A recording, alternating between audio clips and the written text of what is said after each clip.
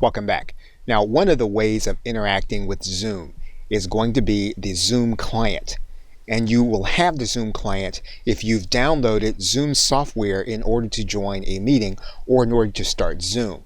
And you find the Zoom client on your hard drive by searching for Zoom. You're looking at a Windows 10 personal computer. It's going to be similar in other systems. What we're going to do right now is we're going to open what's called the Zoom app.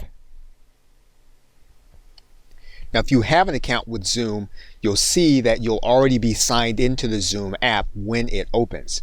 You may need to sign into the Zoom app if you don't have anything available to you indicating that you are signed in.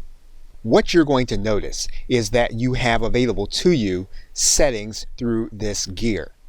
And we're going to click this gear, and that's going to open up your settings area. Now, you're going to see settings here that you can change. And in some cases, there's going to be overlap between what's here in this area as well as what's online inside of your Zoom account. But when you have to change settings to your Zoom meetings or your Zoom webinars, you're going to want to come here first to the Zoom client because this will control how your computer is going to interact with Zoom. You'll see at the bottom of the client that you have a link here that's going to say View More Settings. That's going to take us to your Zoom account.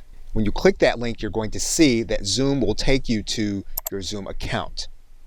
And on this left side menu, you'll see settings available to you that you can change in order to interact with Zoom. You'll also see here that as long as you're signed into your Zoom account through the client, you will be able to start a meeting from this client. You'll be able to join a meeting from the client. You can schedule a meeting from the client if you have this enabled inside of your account, and you can share your screen inside of the client. What you'll also notice inside of the Zoom client is going to be a chat icon, meetings, and contacts. You can use these separately from the entire system. For example, if we click the contacts button, what you're going to see here is you're going to see a contacts area.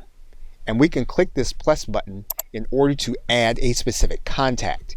If we click add a contact, all we'll need to do is to write in this person's email. And then we can click add contact. What's going to happen is that individual is going to get an invitation to their mailbox.